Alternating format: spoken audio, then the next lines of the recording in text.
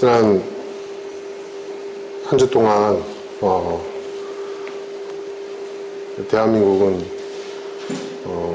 국상을 당한 것 같은 그런 느낌을 받았습니다. 너무나도 안타까운 일들이 있었고 지금도 그 불행이, 그 비극이 끝나지 않고 계속되고 있습니다. 그것은 한 개인의, 한 가정에, 또 한 학교에 정말 불행으로 끝이는 사건이 아니고, 앞서 말씀드렸지만 대한민국이라는 사회가 만든, 저는 비극이라고 생각을 합니다. 어떤 정치적인 성향과 이념적 성향을 떠나서 이 사건은 우리 대한민국이 어떤 사회인지, 또 우리 사회의 그 현주소를 여실히 보여주고 있는 그런 비극이었다고 저는 생각을 합니다. 저는 이 사건이 또 시간이 가면서 흐지부지 잊혀져 버릴까봐 정말 안타깝습니다. 분명히 우리는 이 사건을 통해서 짚어봐야 할 것들이 있습니다. 왜 이런 일들이 일어났는지, 그리고 이런 일들을 막을 수는 없었는지, 그리고 이 일이 누구의 잘못을 인해서 또 무엇 때문에 발생한 것인지 그 원인을 분석해야 합니다. 저는 단순히 이것이 몇몇 그 법적, 행정적 책임을 갖고 있는 사람 처벌하는 것으로 끝날 일이 아니라고 생각합니다. 이건 대한민국 사회의 시스템의 문제라고 저는 생각을 합니다. 그리고 더 나아가 이건 우리 한국 사회가 지금 어떤 방향으로 가고 있는지를 우리에게 보여주고 있는 아주 상징적인 의미가 있는 사건이라고 생각을 합니다.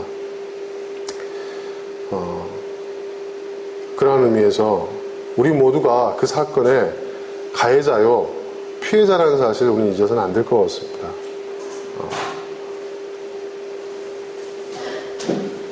그 선장에 대한 그 책임, 그에 대한 법적 처벌, 여러 가지 얘기가 되고 있습니다만, 물론 당연히 응당 그 죄에 대한 대가를 치러야 되겠지만, 저는 그걸 보면서 그것이 바로 지금 이 대한민국 사회에 기성세대라는 사람들이, 흔히 그 어른이라고 불릴 수 있는 그런 사람들이 보여주는 전형적인 행태가 아닌가, 전 그런 생각이 듭니다.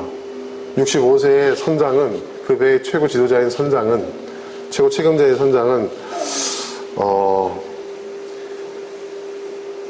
제일 먼저 도망을 가고, 또 그 배에 타고 있던 선원들 가운데서 제일 어린 22살짜리 그 어린 여자 승무원은 자기 그 구명조끼까지 벗어주면서 그 어린 학생들을 구하려고 동분서주 하다가 목숨을 잃는 이런 사건.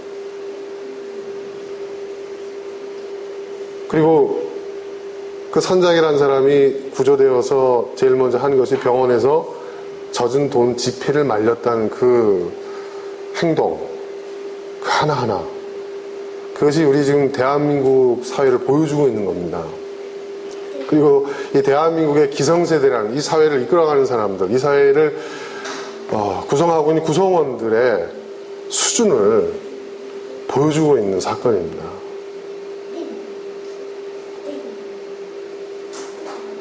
여러분 페리오 타보셨습니까? 저는 예전에 우리 가족들과 일본을 가면서 페리오를 타고 가본 적이 있습니다. 그 페리오의 그 선장이라는 그 자리가 대단한 자리입니다, 여러분. 그 배에서는 절대 권력자고요. 그 배에서는 대통령 그 이상입니다. 한 배를 운행하는 데 있어서 한 나라를 이끌어가는 그 대통령에게 주어지는 권력보다도 더 막강한 권력이 선장에게 주어져서 그만큼 배를 타고 항해한다는 것은 위험하고 많은 위험 부담이 있고 중요한 일이기 때문에, 많은 생명이 달려있기 때문에, 또 특수한 상황이기 때문에 그렇습니다.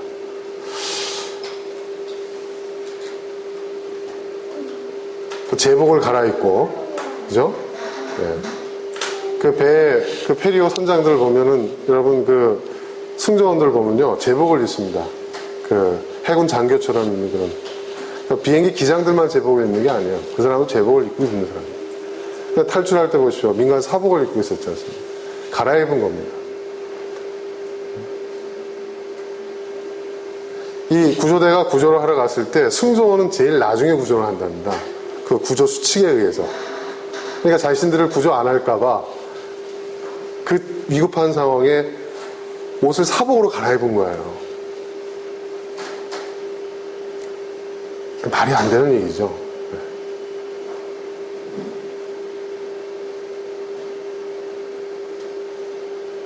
그리고 그 이후에 벌어진 일들 보세요. 정부 보세요. 그 희생자 또 구조한 사람 그 숫자가 8번이나 바뀌었어요. 뭐 이런저런 이유가 되지만 그건 말이 안 되는 얘기입니다. 그 정부 대처를 보십시오.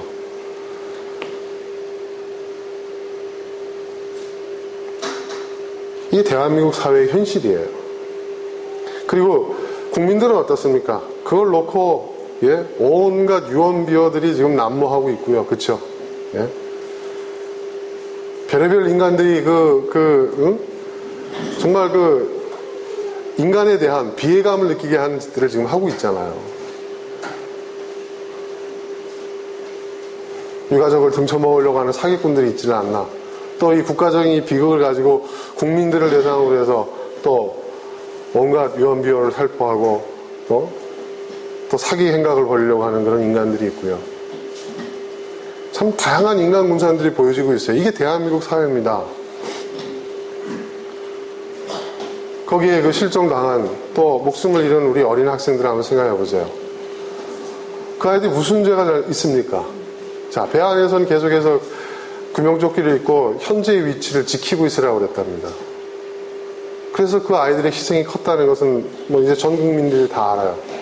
자, 기성세대들이 어린 학생들, 우리 자녀들에게 자, 그것이 너희들에게 가장 최선이다, 안전하다, 그걸 지켜라. 그 아이들은 따랐어요. 그런데 그 대부분이 목숨을 잃고 지금 생사가 확인이 되지 않고 있어요. 자, 이 어린 세대들, 우리 자녀 세대들에게 기성세대를 믿고 따르라는 말을 할 수 있겠습니까, 이제?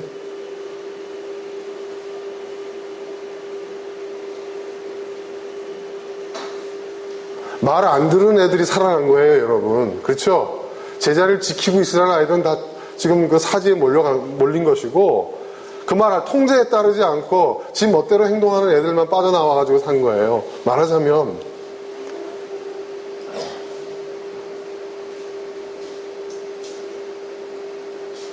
대한민국 국가도 그렇지 않습니까? 법이 시키는 대로, 국가가 시키는 대로, 원칙대로 기본을 따르면은 손해본다고 생각하잖아요, 다들. 그것이 그대로 적용된 사건이에요.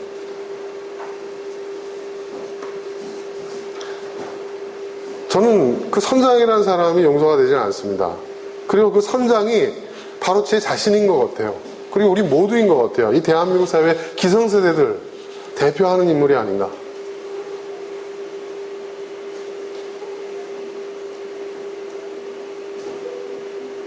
끝까지 책임져야 하는 그 배의 최고 책임자잖아요. 기득권자잖아요. 그 배에서. 선장으로서 얼마나 많은 권한과 권력과 특권을 행사했겠어요.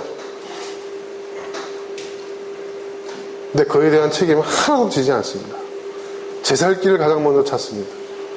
가장 나이 어린 22살 그 어린 여직원이 희생을 당했어요. 끝까지 자기의 역할을 다하려고 하다가. 이게 우리들의 자화상. 얼마나 화가 나고 분통이 터지는지. 아마 여러분들도 저와 똑같은 심정일 것입니다.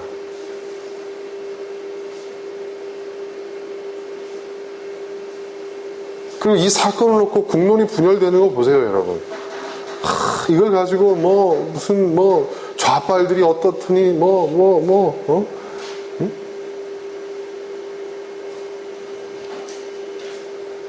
우리 꼴통들이 어떻다니 정신 나간 사람들 같지 않습니까? 이게 대한민국이에요. 이게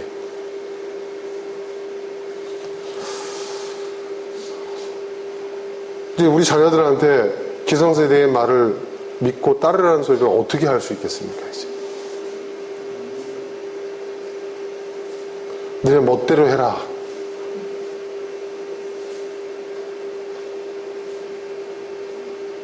바꿔야 됩니다. 뭔가 이게 잘못된 것을 고치지 않으면 희망이 없습니다. 그리고 저는 한 사람의 그리스도인으로서 하나님께 따져 묻지 않을 수가 없었습니다. 하나님, 그 애들이 무슨 잘못이 있습니까? 왜 그 아이들이 희생을 당해야 합니까? 하나님, 당신이 전지전능하시다면 그 아이들 살려주셔야 되지 않습니까? 좀 바다를 다른 건 몰라도 바다를 좀 잠잠하게 하고 날씨를 좀 좋게 해서 빨리 대처할 수 있도록 그건 해주실 수 있지 않습니까?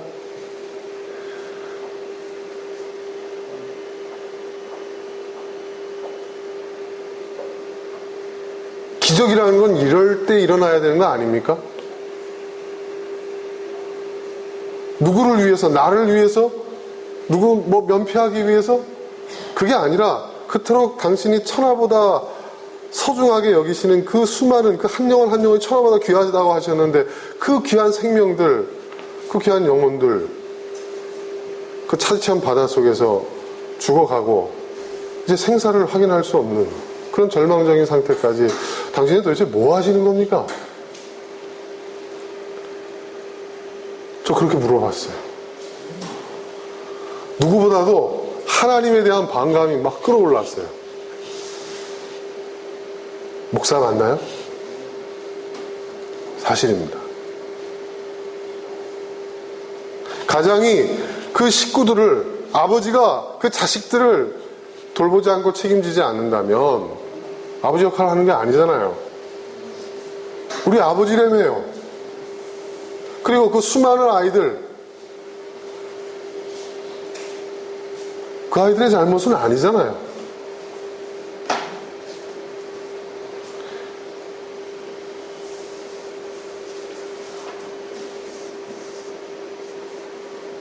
제 질문이 불경스러운 겁니까, 여러분?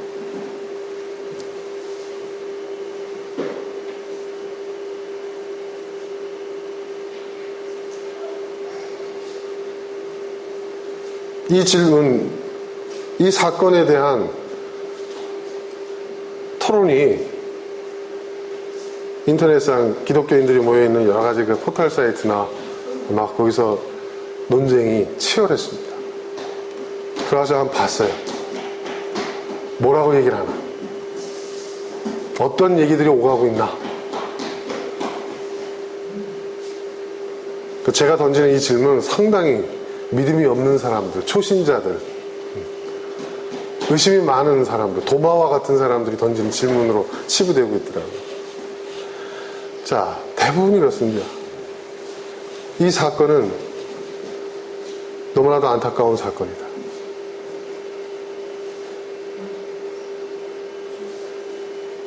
왜 하나님이 이 사건을 허락하셨는지 알 수는 없지만 그럼에도 불구하고 우리는 하나님의 주권을 인정하고 겸손하게 이러한 현실을 회개하며 받아들여야 되는데요. 뭘 회개해야 되죠?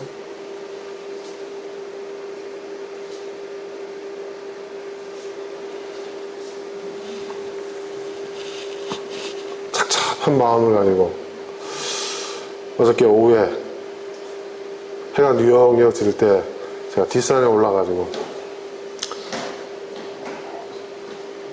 산속을 걸으면서 한참 생각을 해봤습니다. 도대체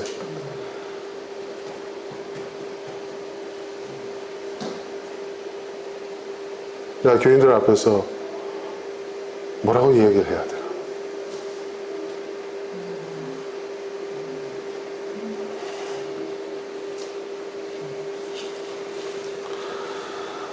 여러분 어떻습니까?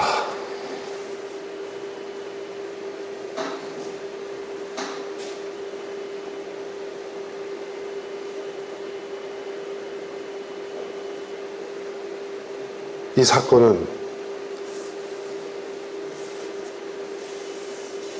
우리에게 어떤 의미가 있습니까?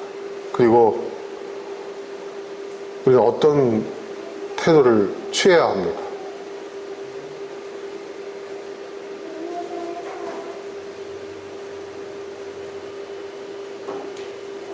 그건 우리 잘못이 아닙니다.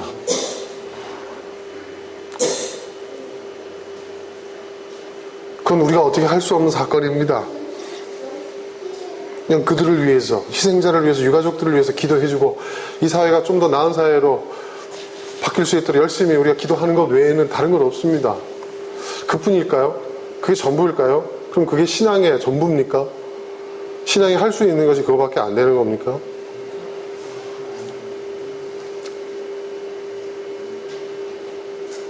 화가 나지 않습니까, 여러분? 여러분, 저 이상으로 화가 날 겁니다. 하나님 도대체 이럴 때 계시는 하나님 아니십니까? 이럴 때. 인간이 어떻게 할 수 없는 그 급박한, 그 절망적인, 그 인생이 뛰어넘을 수 없는 그 한계의 그 상황. 그런 상황에서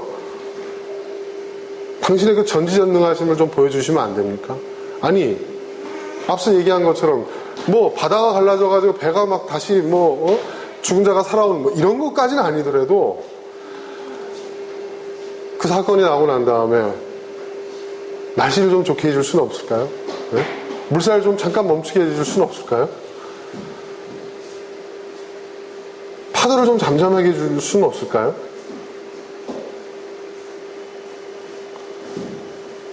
아무것도 할 수 없는 그런, 비도 내리고 파도가 더 치고 물살은 더 세지고, 아니 하나님 직무유기 하시는 거 아닙니까? 막 이런 마음, 이런 생각이 막 끌어올랐어요.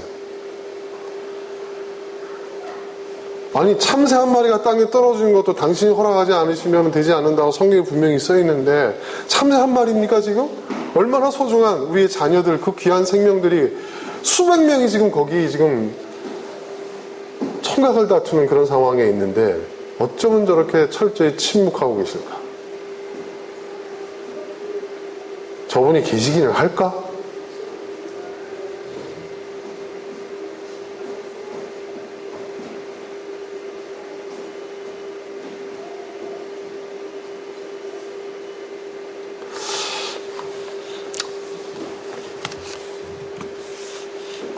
시험 들었습니다. 그리고 이 시간이 정말 피하고 싶었습니다. 시험 잔뜩 든 목사가 설교를 해봐야 무슨 설교를 하겠습니까? 이런 소리만 하지.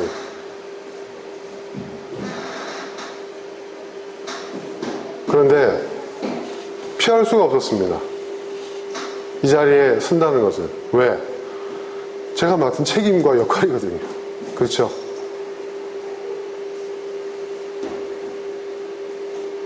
오늘 부활절입니다. 그래서 부활에 대해서 생각을 해봤습니다. 이 사건과 우리가 맞이하는 이 부활절, 우리가 이 부활절 예배를 드리는 것은 부활의 신앙을 우리가 고백하고 부활의 사건을 기념하는 그런 날인데, 이 엄청난 국가적인 비극적인 이 사건과 이 부활은 어떤 연관을 갖고 있는 것일까?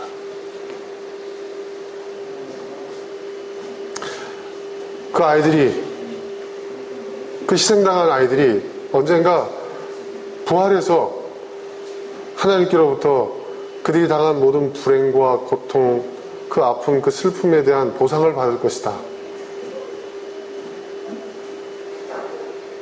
그게 우리가 말하고 있는 부활신앙의 전부라고 한다면 참 그것도 실망스러운 것일 수 밖에 없는 것이죠. 여러분, 부활에 대해서 한번 얘기를 해봅시다. 부활이라는 것이 도대체 뭡니까? 부활. 우리 사도신경에서도 몸이 다시 사는 것과 영원히 사는 것을 믿습니다. 또 성경에 보면 부활에 대해서 얘기하고, 사도 바울도 오늘 본문에 보니까 부활이 없으면 우리 그리스도인이 가장 불행한 자다, 불쌍한 자다. 그런 얘기를 합니다. 부활에 대해서 얘기를 하고 있어요. 그럼 도대체 부활이라는 게 뭡니까, 여러분?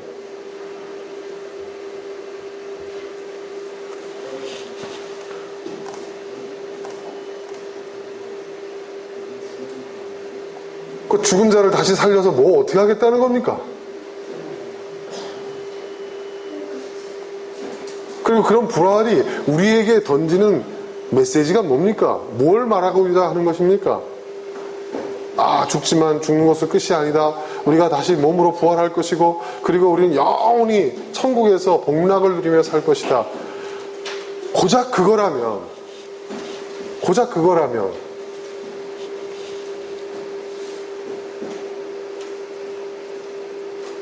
그것 때문에 부활이 없으면 우리 그리스도인들은 부활이 없다고 한다면 가장 불행한 자라고 사도 바울이 말한 것이라고 한다면, 여러분, 그거는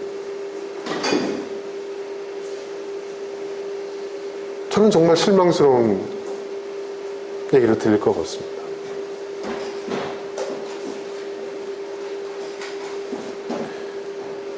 여러분, 영원히 살고 싶습니까? 영원히 살고 싶으세요? 죽지 않고 영원히 살고 싶다? 네가 죽음 앞에 한번 그런 상황을 한번 당해봐라. 생명에 대한 사는 것에 대해서 그렇게 얘기할 수 있냐? 누가 그런 소리를 할지 모르겠어요, 저한테. 근데 영원히 산다는 거 한번 생각해 보세요, 여러분. 영원히 산다는 거. 그냥 영원히 산다. 그게 전부라고 한다면, 생물학적인 수명의 연장이 영원하다고 한다면, 저는 그게 무슨 의미가 있습니까, 여러분? 그렇죠? 그런 삶이, 그 영원한 삶을 통하여서 우리가 이루고자 하는, 또 그 삶이 우리에게 던지고, 그 삶이 우리에게 주는 그런 어떤 가치, 그런 의미, 그게 더 중요한 거 아니겠어요? 단순히 생물학적인 수명 연장이 영원하다.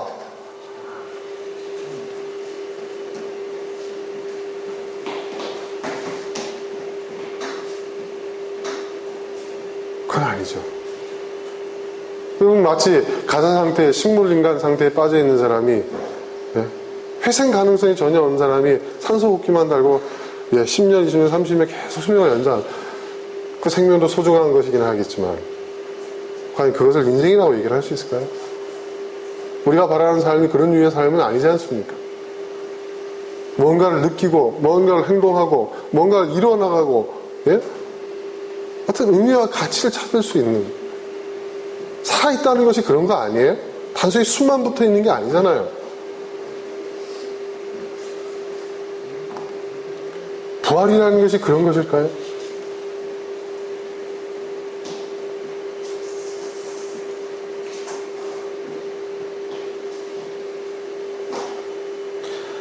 복음서에 보니까 그 부활을 믿지 아니하는 사두개인들이 예수님을 찾아와서 그런 얘기를 합니다. 그 사람은 부활을 믿지 않아요. 죽으면 끝이에요. 죽으면 그거로 끝이에요. 그러니까 이 땅에서 어떻게 사느냐가 중요한 사람들이에요. 죽으면 다 끝이니까. 이 땅에서 잘 먹고 잘 살고 그리고 편안히 죽으면 그거 이상 없다는 사람. 쉽게 얘기해서. 그게 사두개인들이에요. 현실론자, 현실주의자. 철저히. 그들은 바리새인들과 앙숙이었죠. 그 사람들이 예수님을 찾아왔어요. 부활이 있습니까? 부활이 있다. 부활에 대해서 얘기합니다. 여러분 잘 아실 거예요. 예수님을 시험할 거네요. 형제가 여럿이 있었는데 유대인의 율법에 의하면 어떻게 됩니까? 후사가 없이 혼자가 된 그 형제의 아내를 다른 형제가 아내로 취해서 후사를 잊게 하는 그러한 유대인의 관습법이 있었어요. 그 동기는 여성의 권리를 보호해주기 위한 것이에요. 왜? 후사가 없는 여자들은 유산을 상속받을 수가 없어요. 그러니까 첫째가 먼 길을 떠나는데 그 아내가 혼자가 됐어요. 그러면 그 여자는 유산을 상속받을 수 없고 그 가업에서 단절됩니다. 아무런 권리를, 아무런 보호를, 사회적 그런 어떤 보장을 받을 수가 없어요. 그 시대에는 여성들의 권리가 그렇게 열악했어요.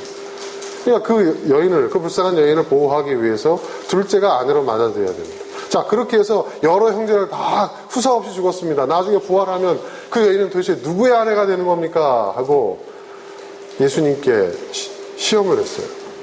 사실은 그 질문이요, 예수님께만 던진 질문이 아니에요. 그 당시에 사두개인들, 부활이 없다고 하는 사두개인들과 부활이 있다고 하는 바리새인들 간의 논쟁에 있어서 사두개인들이 자주 써먹는 질문이었어요.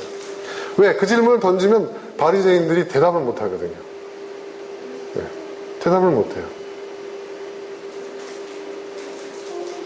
예수님한테 그 질문을 딱 던졌어요. 그때 예수님 뭐라고 대답하셨는지 여러분 기억하십니까? 하나님은 죽은 자의 하나님이 아니라 산 자의 하나님이다. 그리고 마지막에 뭐라고 말씀하셨냐면 너희는 부활에 대해서 잘못 생각하고 있다, 이 말씀을 하십니다.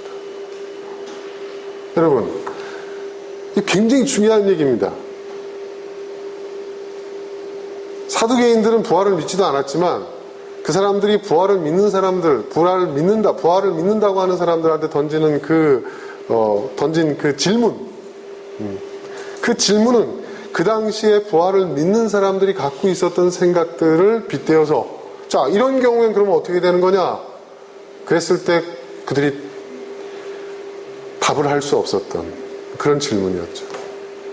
그들이 부활에 대해서 갖고 있는 그 이해, 사두개인들뿐만 아니라 그 당시에 모든 사람들, 바리새인들을 포함해서 그 당시에 부활에 대해서 믿음을 갖고 있었던 모든 사람들, 그들이 갖고 있는 모든 생각이 다 잘못됐다는 거예요. 너희들은 부활에 대해서 잘못 생각하고 있다. 뭐라고 말씀하셨습니까? 부활하면 어떤 존재라고요? 시집도 가지 않고 장가도 가지 않고 천사와 같은 존재라고 하죠. 이 천사와 같은 존재라는 게 뭘까요? 이게 비유적인 표현이에요. 이게 무슨 뜻일까요? 비유. 천사와 같은 존재. 완전한 존재라는 거예요. 완전한 존재. 네.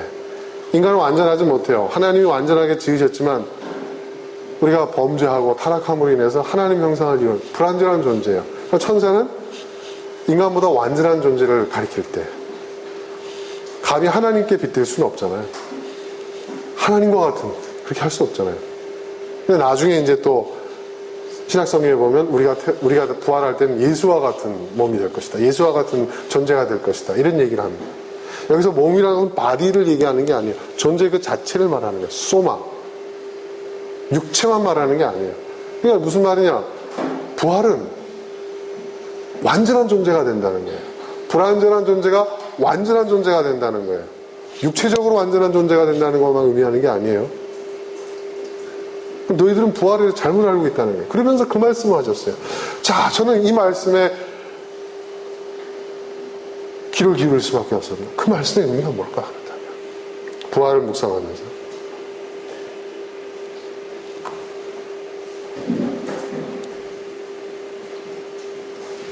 부활이라는 것은 우린 죽은 자가 다시 살아나는 것, 그걸 부활이라고 우린 믿었어요. 그런데 성경 말씀을 또 가만히 보니까 부활은 불완전한 존재가 완전한 존재가 되는 것을 또 부활이라고 해요. 근데 이 말이 맞는 말이에요. 왜? 우리는 뭐예요? 하나님 앞에서 볼 때 죄의 삭은 사망이라고 했죠. 죄를 지은 자, 하나님을 떠난 자, 생명의 근원이 되신 하나님을 떠난 자는 다 죽은 자라고 했어요. 우린 죽은 자였어요. 그렇죠? 그렇죠, 여러분? 우리가 하나님의 자녀가 되고 우리가 하나님의 백성이 되면서 우리가 다시 뭐예요? 생명을 얻은 것이죠. 예수님께서 그렇게 말씀하셨잖아요. 예수께서 이 땅에 오신 것은 뭐라고요? 영생을 얻게 하려 함이다. 영생, 영원한 생명, 영원한 참된 생명. 그럼 우린 전에 생명이 없었나요? 살아있는 게 아니었나요? 살아있었죠. 근데 죽음이라는 게 뭡니까? 여기서 말하는 죽음이라는 것은 하나님을 떠난. 근데 하나님을 떠난 상태에 있는 모든 존재가 죽은 자와 같다. 그 말은 무슨 얘기냐? 다른 말로 표현하자면 불완전한 존재라는 것이죠. 불완전한 존재. 우린 불완전한 존재. 그렇죠? 하나님이 태초에 인간을 지으셨을 때 하나님이 의도하셨던 그러한 존재가 아니죠. 하나님의 형상으로 지어졌다고 그랬어요. 하나님의 형상으로 지어졌다는 것은 하나님을 나타내는 존재예요. 하나님과도 같은 존재예요. 하나님 그 자신은 아니지만 인간을 바라보았을 때 하나님이 어떤 분이라는 것을 발견할 수 있고 하나님을 만날 수 있는 그러한 통로, 그러한 수단, 그러한 메시지가 될 수 있는 그런 존재로 우리를 지으셨다는 거예요. 그런데 인간이 하나님을 떠났어요. 하나님을 거부했어요. 인간 스스로의 삶을 선택했어요. 그것이 죄예요. 더 이상 하나님과 함께 할 수가 없어요. 하나님을 떠난 삶. 그것을 성경에서 바로 죄의 싹슨 사망이라고. 모든 사람이 다 사망에 이르렀다. 죽음이죠. 그렇게 성경은 표현하고 있는 거예요. 그러니까 우리는 다 이미 죽은 사람이었던 거예요. 성경의 관점에서 볼 때.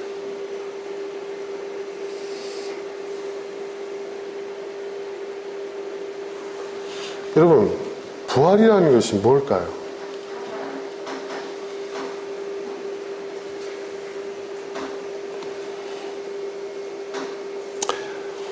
여러분, 부활신앙이 우리에게 말하고 있는 가장 중요한 메시지가 있어요. 오늘 그 얘기를 좀 해보려고 합니다. 부활신앙이 왜 중요합니까? 여러분, 부활신앙이 왜 중요합니까? 그 부활을 믿는 것이 왜 중요합니까? 안 믿으면 부활시켜주지 않을 것 같아서? 부활을 믿는 사람만 부활시켜 주실 것 같아서 그건 미신입니다. 그런 마음으로 부활을 믿는다면 그건 정말 미신과 다를 바가 없는 거예요. 그런 게 아니에요. 여러분, 사두개인들, 아까 제가 사두개인 얘기했지만 사두개인과 같은 사람들이 얼마나 많습니까? 그 시대에도 있어, 좀 지금도 있어요. 인간 죽으면 끝이야. 어떻게 사느냐가 중요해. 살아있는 날 건강하게 잘 먹고 잘 살고 편안하게 죽으면 그게 잘 산 거야. 죄를 짓던 악랄하게 살던 사기를 치며 살던 그냥 살아있는 날 호의호식하면서 성공하고 출세하고 잘 먹고 잘 살고 편안하게 죽으면 되지. 죽으면 끝인데 뭐. 근데 실제로 보면 그래요, 여러분. 죄 받아야 될 사람들이 잘 먹고 잘 살다가 편하게 죽는 사람도 많아요. 정말 상을 받아도, 정말 사람들의 인정을 받아도 시원치 않을 만큼 선하게 착하게 사는 사람들이 고생하다가 비참하게 죽는 경우도 많아요. 그렇죠, 여러분? 그런 현실만 보면 어떻습니까? 그래, 죽으면 끝이야. 살아있는 날 잘 돼야 돼. 잘 먹고 잘 살아야지. 수단과 방법을 가리지 않고. 이게 대세 아닙니까, 여러분? 그렇죠? 죽은 정승보다 살아있는 개가 낫다. 그러니까 그 선장이 사복으로 갈아입고 민간인 척 위장하고 제일 먼저 구조받은 거 아니에요?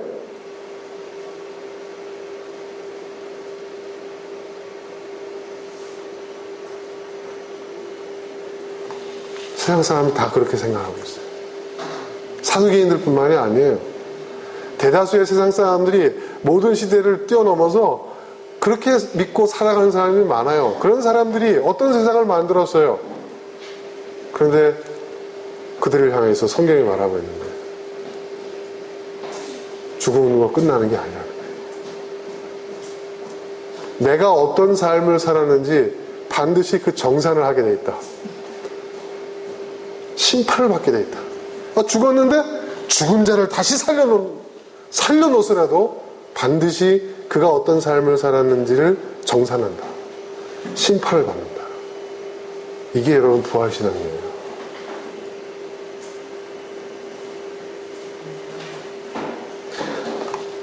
의롭게 산 사람, 착하게 산 사람, 선하게 산 사람, 반드시 하나님이 그런 삶에 대한 보상을 해줄 것이다.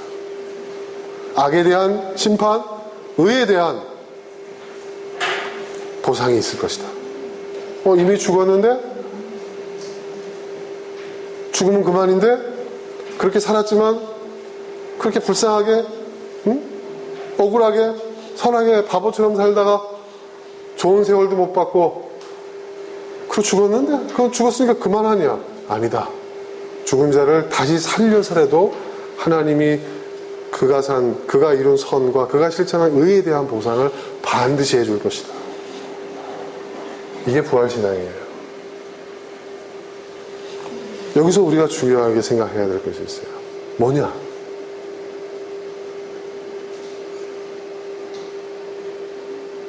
여기에 가장 핵심적인 메시지가 있어요. 그건 뭐냐? 실제로 그러한 일들이 일어날까 안 일어날까? 그 수준을 넘어서서 이러한 부활신앙이 전하고자 하는 핵심 메시지가 있어요.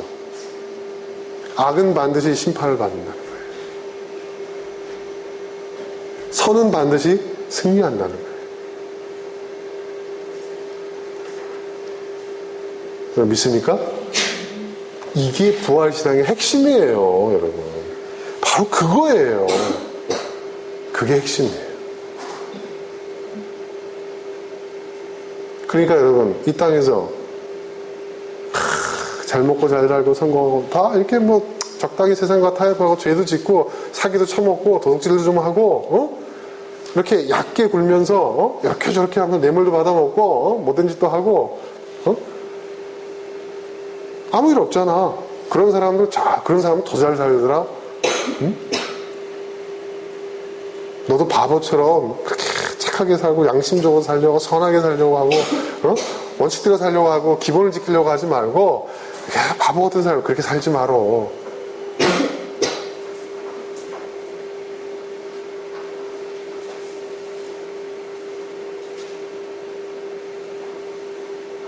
거기에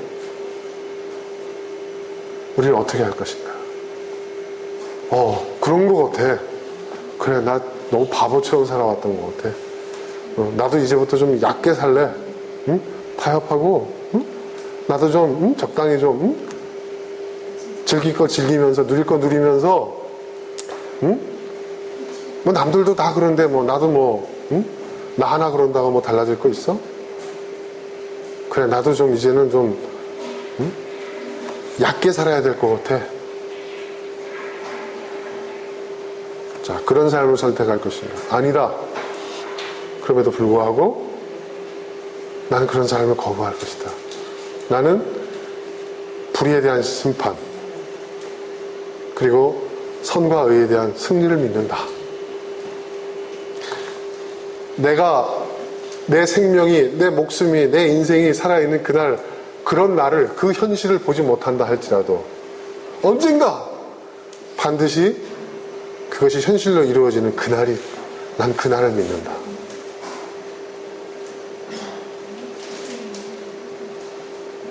여러분, 이게 부활신앙이에요.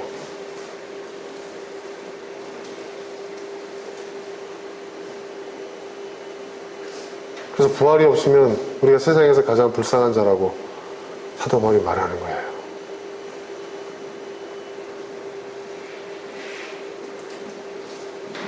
성경에 보면 분명히 여러분 믿는 자만 부활하는 거 아니에요. 그렇죠? 성경에 나와 있죠. 의인의 부활이 있고 악인의 부활이 있어요. 모든 사람을 다 부활시켜서 하나님이 심판하신다고 성경에 쓰여 있어요. 심판하기 위해서 부활시키는 거예요. 그러니까 부활의 핵심은 뭐냐? 악의 심판, 의의 승리예요. 악의 심판과 의의 승리를 이루기 위해서 부활신앙이 있는 거예요. 여러분 믿습니까? 그걸 믿는 거예요, 우리는. 그러니까 여러분, 부활신앙이 있는 사람은요, 이 땅에서 악인의 형통함을 부러워하지 않습니다. 왜? 언젠가 그날이 올 것이니까. 아니, 죽으면 그만인데? 아니다. 하나님이 악인이라도 되살려서 그 죄에 대한 대가를 치르게 하신다. 여러분, 그쯤 돼야 하나님 믿을 맛이 좀 나지 않겠습니까? 예? 그렇지 않아요, 여러분?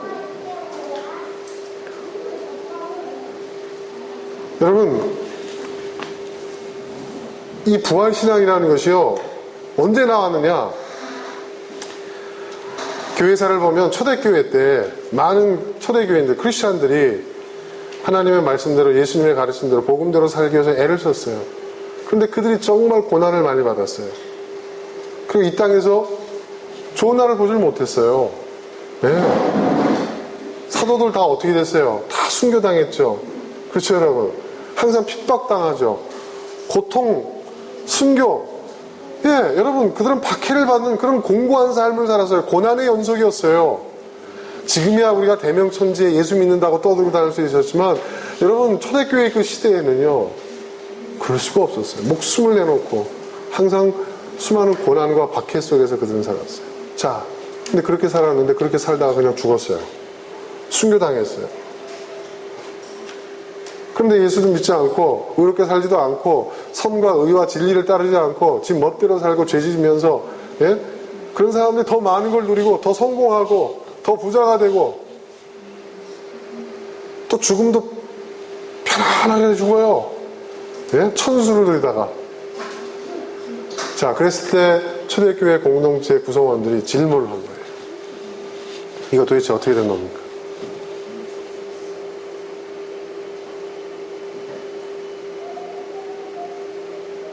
근데 그 질문은 초대교회 교인들만 던진 질문이 아니었어요. 성경의 역사 속에서 수많은 믿음의 사람들, 그 의인들이 던졌던 질문이에요. 그 질문의 그 끝은 뭐였어요? 심판이었죠, 심판. 여러분, 아모스 선지자의 그 외침 아시죠? 하나님, 어떻게 의인이 이렇게 고통을 받고 의인의 이 눈물, 의인의 이 흘리는 피를 보지 않으십니까?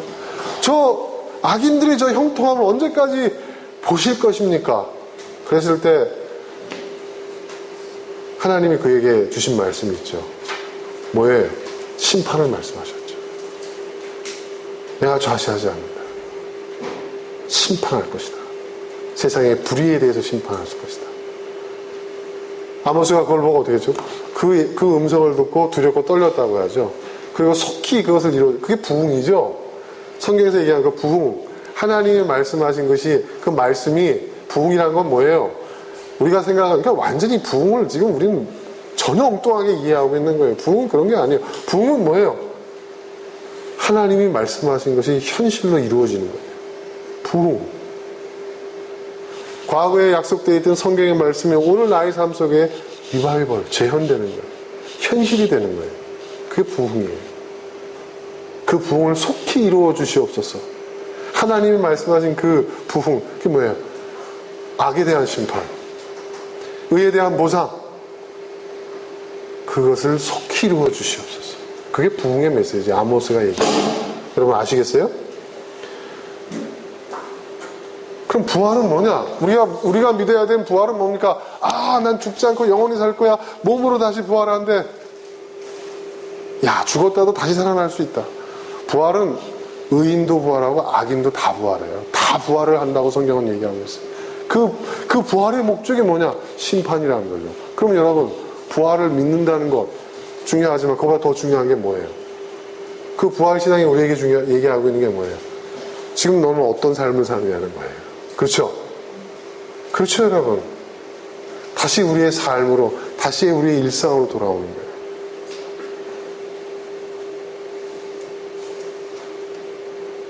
그러니까 여러분, 우리는 부활신앙을 믿어야 돼요. 여러분, 부활신앙이 없으면요, 희망이 없어요, 이 세상은. 그렇죠? 부활을 믿는 사람들이 더 많아져야 돼요. 왜? 정말 믿는다면 그들은 자신의 삶을 어떻게 살아야 할지 진지하게 고민할 거예요. 막 살지 않을 거예요. 자신이 하나님 앞에 그 의의 심판대에 서는 날을 의식하는 사람이라면, 악의 심판과 선의 승리를 믿는 사람이라고 한다면 자신의 삶을 다르게 살 겁니다. 그런 사람들이 부활의 신앙을 제대로 하는 사람들이고, 그런 사람들이 늘어갈 때 세상을 바뀔 수가 있는 거예요. 여러분, 부활 신앙을 믿으십니까?